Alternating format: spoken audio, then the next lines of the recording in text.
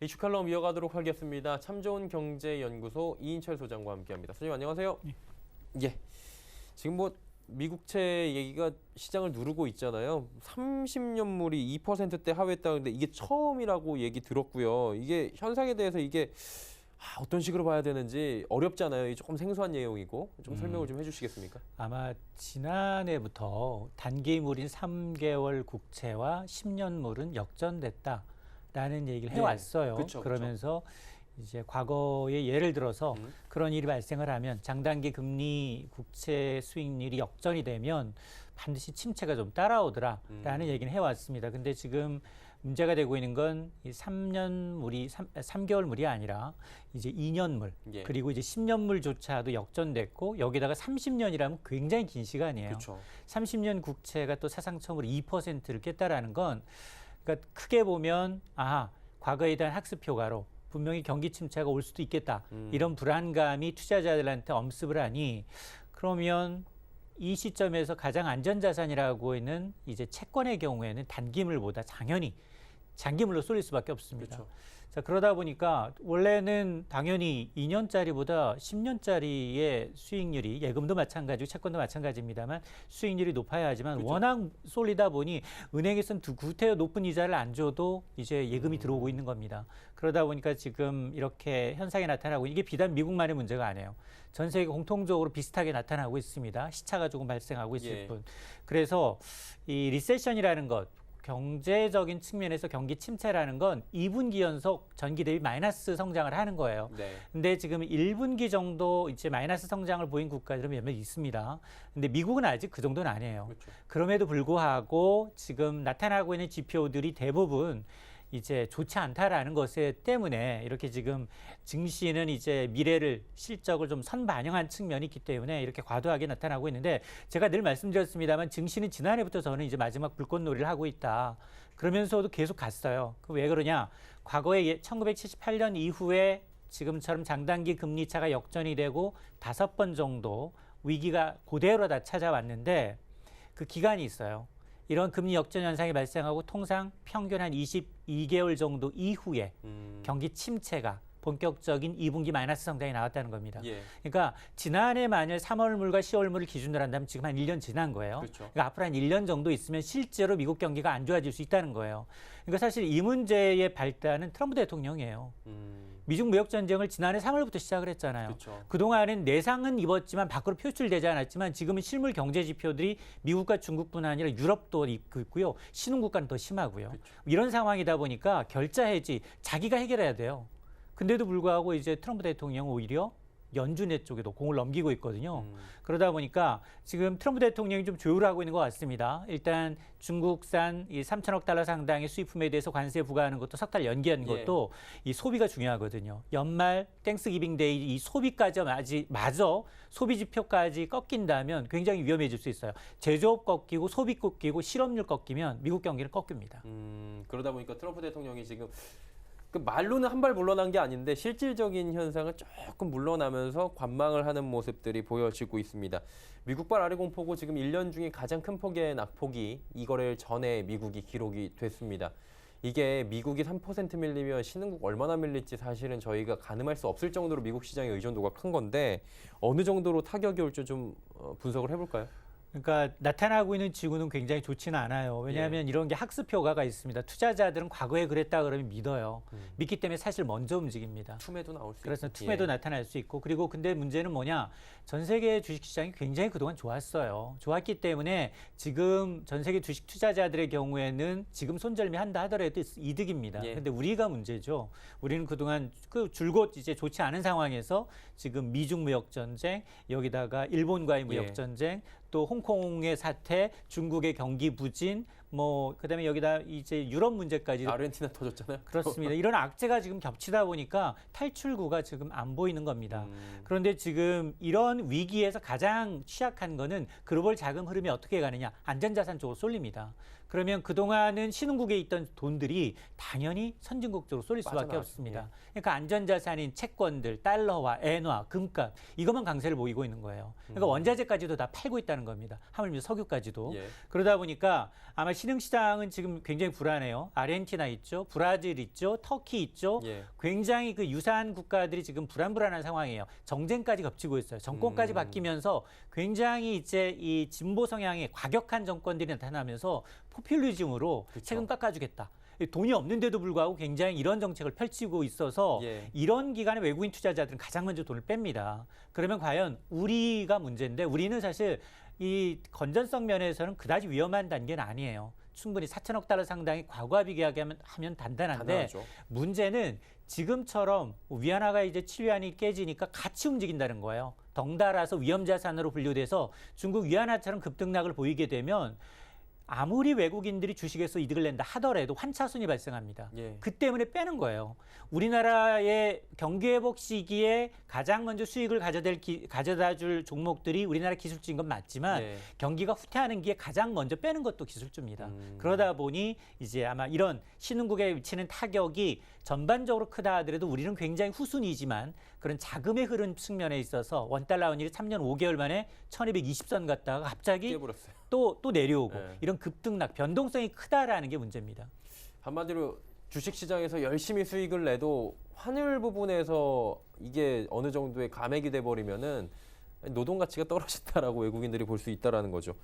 그리고 이제 트럼프 대통령 같은 경우에는 아까 살짝 언급을 해주셨는데 이 부분 더 여쭤봐야 될 것 같아요.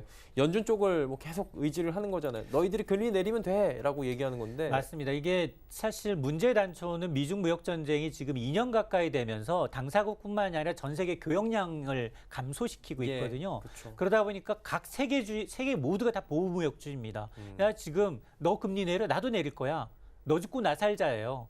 그런 식으로 가다 보니 이제 자국의 이익만을 이제 대변하는 전 세계 교역이 전차 줄어들고 있는 상황이기 때문에 이런 글로벌 아래 침체의 공포가 더 확산이 되고 있는 건데 사실은 이 트럼프 대통령은 계속해서 꾸준히 이제 파웰 의장을 압박을 해왔어요. 예. 그럼에도 불구하고 파웰 의장은 치다올해 금리를 낮추면서도 이건 과도기다. 미중 무역 분쟁에 따른 이제 장기적인 트렌드, 금리 인하 트렌드가 아니라 보험 성격으로 인하하는 거다. 이 얘기를 함으로 해서 시장에 좋지 않은 시그널을 그쵸. 줬거든요. 이게 마음에 안 든다는 겁니다. 그러다 보니까 지금 분석으로는 당장 이제 다음 달 중순에 있어요. 공개시장, 연방공개시장위원회가 열리는데 0.25가 아니라 50베이시스 포인트 인하해야 되는 게 아니냐. 이런 얘기가 나오고 있고 9월만 하는 게 아니라 10월 말에 또 해라. 뭐 이런 압박에 가고 있거든요. 그러니까 그만큼 지금 현재 미국 경제가 전분기 대비 마이너스를 보이진 않았지만 앞으로 1년 이내 가능성이 있기 때문에 그걸 차단하기 위해서 유동성을 풀어라는 시그널입니다. 근데 유동성을 미국이 푼다 하더라도 지금 일본 제로금리, 유로존 제로금리인데 다 같이 풀 거예요. 우리도 마찬가지입니다. 그쵸. 풀면 효과가 희석돼요. 이게 문제입니다. 이게 첩첩산중이다 뭐 이런 얘기들이 그래서 나오는 것 같고 내년도 뭐 제로 금리 미국 얘기가 다시금 10년 만에 얘기가 나올 정도까지 지금 아래 공포가 센 것 같은데 독일도 그렇잖아요. 독일이 사실 유로존 의장 국가고 맏형이죠. 대장 국가인데 독일도 역성장하고 있고 어려우면 이건 심각한 거 아닌가 생각 들거든요. 맞습니다. 독일은 사실 이 브렉시트를 해결해야 될 주역이에요. 그렇죠. 그래서 유로존의 어떤 경제 공동체를 다스려야 하고 자기가 돈 씀씀이를 해야 되는데 지금 독일 상황도 좋지 않습니다. 이부기 성적표를 받아봤더니 전기 대비 마이너스 0.1%예요. 예. 뭐 영국도 물론 좋지는 않습니다. 영국은 마이너스 0.2까지 나오고 있는데 어쨌든 중국 지금 미중 무역 분쟁의 유탄을 독일도 막고 있다는 겁니다. 그러다 보니까 지금 수출이 거의 절반 가까이를 차지해요. 예. 독일 경제. 그러다 보니까 지금 이 부정적 영향이 그대로 나타나고 있고 그다음에 이 좀 정리 안 된 이 브렉시트가 나타날 경우에는 또 한 번 이 중재 역할을 해야 될 독일 경제가 흔들린다면 나머지 국가 피그스 다 흔들리는 것보다 독일 경제 흔들리는 게 더 큰 문제거든요. 그러다 보니까 유럽중앙은행이 아마 9월쯤에 가서는 이 제로인 금리를 마이너스까지 낮출 가능성도 물론 있습니다. 거기에다 유동성을 더 풀려고 할 거예요. 자, 그런 이제 시그널이 과연 이제 하얀 곡선을 그리고 있는 것들을 좀 이제 완만하게 좀 할 수 있느냐 이런 것들을 보게 되면 이제 독일의 경우에는 지금 GDP도 마이너스 그리고 무역 수지도 줄어들었고 여기에다 산업 생산도 마이너스예요. 그러니까 대부분의 지표가 좋지 않은 가운데 지금 이제 소비며 연말 들어서 조금씩이나 반등할 수 있는 이 여지를 예. 정책적으로 얼마나 효율적으로 풀지 좀 지켜볼 일입니다. 독일 국채 지금 계속 빠지고 있고 아까 뭐 말씀해 주셨지만 ECB는 금리 인하에 거의 나설 것으로 기정사실화 지금 일본과 함께 되고 있는 상황이고요.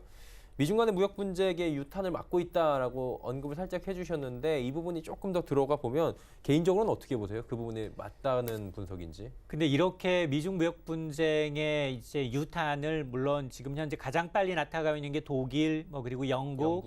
그래 이런 국가들이고 또 중국도 마찬가지입니다. 중국도 2분기 성적표가 17년 만에 최악이었기 때문에 가장 직격탄을 맞고 있는 게 맞는데 이렇게 유럽 경제가 흔들리고 미국과 중국의 싸움이 흔들린다면 저는 앞서 말씀을 드렸습니다만 선진국보다 오히려 이 신흥국들의 자금 흐름이 더 가팔라질 수 있고 환변동성이 더 커집니다. 그걸 자국의 통화 가치를 내리기 위해서 금리를 낮춘다라는 건 서로가 이제 옛날 같은 경우에는 공존한다라고 돼 있는데 지금은 자국의 이익이에요. 그렇죠. 그래서 자국의 중국도 마찬가지입니다. 취리안을 과감하게 빼면서 오히려 이제 위안화 약세를 용인하고 있다는 거예요. 그러다 보니까 환율 전쟁으로 비화될 수 있다라는 거거든요. 그렇죠. 이런 것들이 자기네 교역량을 자기네 자국 기업의 수출 경쟁력을 높일 수 있겠지만 세계 교역량을 전반적으로 후퇴시킵니다. 그리고 그런 것들은 아마 지금 합의되지 않은 유럽연합을 탈퇴하는 이제 노딜 브렉시트까지 커진다면 우리는 지금 미중 무역 의존도도 크지만 유로존 의존도도 굉장히 세 번째로 큽니다. 그러니까 우리 같은 경우에는 수출로 먹고 사는 국가들은 굉장히 위험할 수 있습니다. 이게 굉장히 지금 쉽지 않은 상황들이 계속 지속적으로 오고 있고요. 어제 휴장한 게 그래도 다행이다 우리나라는 이런 얘기가 들리잖아요. 그래도 오늘 시장 무너지고 있는 상황인데 오늘은 다 갔다고 생각을 하고 다음 주를 조금 전망을 해보면 쉽지 않겠죠, 다음 주도. 네, 일단은 트럼프 대통령이 좀 시그널은 주고 있어요. 미중 무역 분쟁에 대해서 약간의 여지를 남겨두고 있고 일단은 전문가들이 모두 다 파웰이 문제가 아니라 트럼프 입이 문제다라고 얘기를 하고 있거든요. 그래서 아마 단기간에 끝낼 수 있다라고 트럼프 대통령이 얘기했어요, 물론. 그거는 자기 희망사항이에요. 그렇죠. 뭐, 물론 중국이 이제 만족할 만한 이제 어떤 협상의 카드를 꺼낸다면 그럴 수 있겠지만 어쨌든 표면적으로는 이 시장 내년 재선 되기 전까지는 가능한 어떤 시그널을 줘야 돼요. 근데 주식 시장이 지금까지 좋았었고 이게 지지율과 연결이 되는 부분이 있거든요. 그러니까 급하게 떨어지지 않게끔 뭐 보완 장치를 마련할 거다. 물론 그 방법이라는 게 중앙은행을 압박해서 금리를 낮추는 방법도 있겠지만 어쨌든 중국과의 어떤 무역 분쟁이 지금 2년 연속 더 깊게 간다면 미국, 중국뿐 아니라 전 세계의 경기가 나빠지게 되면 그 아마 재선에서 성공하기는 어렵지 않을까. 그래서 저는 단기적으로 이런 시장에서 이제 뭐 매매에 뛰어들기보다는 저는 박스권의 하단에서 계속해서 머무를 가능성이 굉장히 높다. 대신에 이제 이렇게 이제 소나기가 좀 올 때는 좀 피하는 것도 왜냐하면 엊그제 14일장에서 이제 뉴욕 증시가 다우존스가 800포인트 넘게 빠졌던 걸 우리는 피해갔단 말이에요. 물론 아시아 시장 오늘 대부분 다 반등하고 있는 것도 긍정적이고 또 소매 판매라는 미국의 소매 판매가 그나마 견조한 성장을 해줘서 미국이 침체는 좀 이르지 않나 이런 판단을 하고 있는 것 같은데 어떤 이런 판단을 할 때는 가장 좋은 건 과거 데이터 그리고 현금을 좀 쥐고 있는 게 오히려 나중에 이제 더 상황이 악화됐을 때 투자할 수 있는 기회이기 때문에 저는 현금을 좀 보유하고 계시는 게 관망하는 게 더 좋아 보입니다. 네, 알겠습니다. 일단은 뭐 아시아 증시 오늘 올라오고 있고 우리 증시도 낙폭이 생각보다 크진 않지만 이걸로 끝났다고 보기에는 역시나 어렵다. 현금 보유 비중을 조금씩 늘리면서 소나기는 좀 피하자. 다음 주도 마찬가지 스탠스가 어떻느냐라고 또 조심스럽게 입장을 주셨습니다. 오늘 말씀 여기까지 듣겠습니다. 고맙습니다.